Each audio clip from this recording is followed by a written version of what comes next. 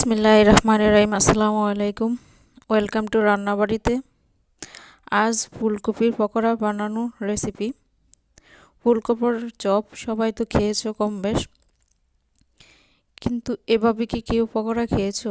অসম্ভব মজা হয় এভাবে পকোড়াটা ভাজলে। যেমন খেতে যতটা মজা হয়, দেখতে অতটাই সুন্দর। এভাবে বাসায় তোমরা তৈরি করে খেয়ে দেখতে পারো, অসম্ভব মজা হয়।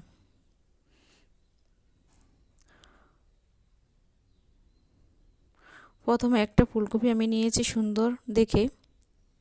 এটা তেমন বড় সাইজের না, একটু মাঝারো সাইজের। এটাকে এখন সুন্দর করে কেটে নিব। এভাবে কেটে মাঝখান দিয়ে পিস করে নিয়েছি আমি। এখন এগুলাকে সুন্দর করে ধুয়ে পরিষ্কার করে নিব।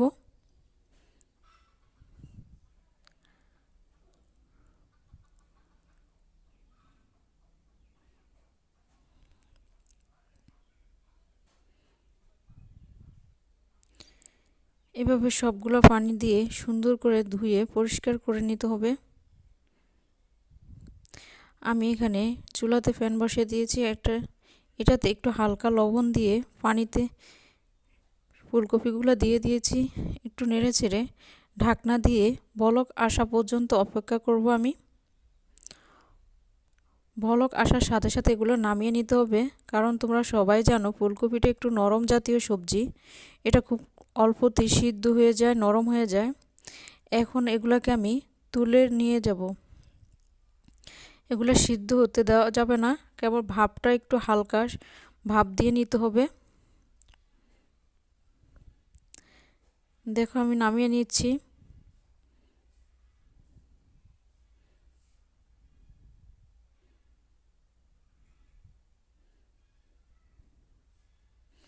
এখন আমি এখানে মেন প্রসেসিং করে নেব। আমি প্রথমে 1 চা চামচ সয়া সস দিয়েছি, তারপর দিয়ে দিয়েছি জিরা বাটে 1 চামচ, আদা চামচ, রসুন বাটা আধা চামচ, আদা বাটা 1/8 চামচ, লবণটা স্বাদ অনুযায়ী, কারণ সয়া সসে লবণ থাকে, পরিমাণে একটু লবণটা কম দিতে হবে। তারপর হলুদ গুঁড়া, মরিচ গুঁড়া।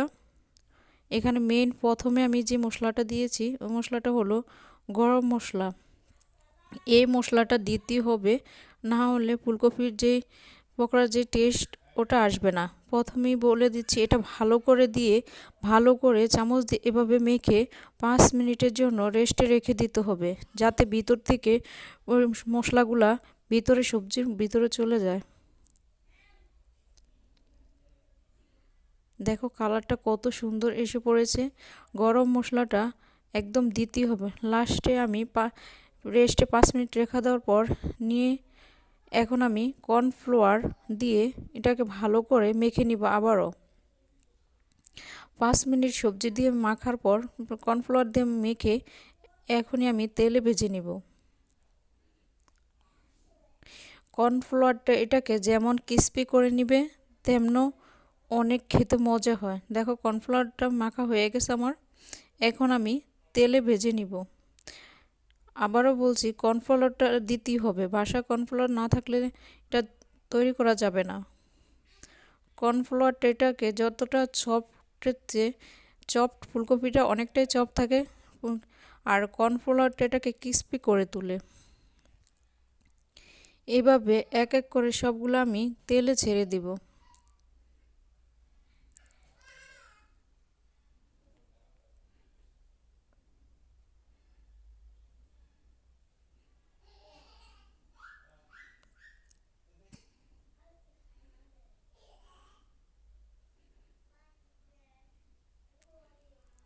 এখন আমি চামচের সাহায্যে আরেক পিট করে নেব।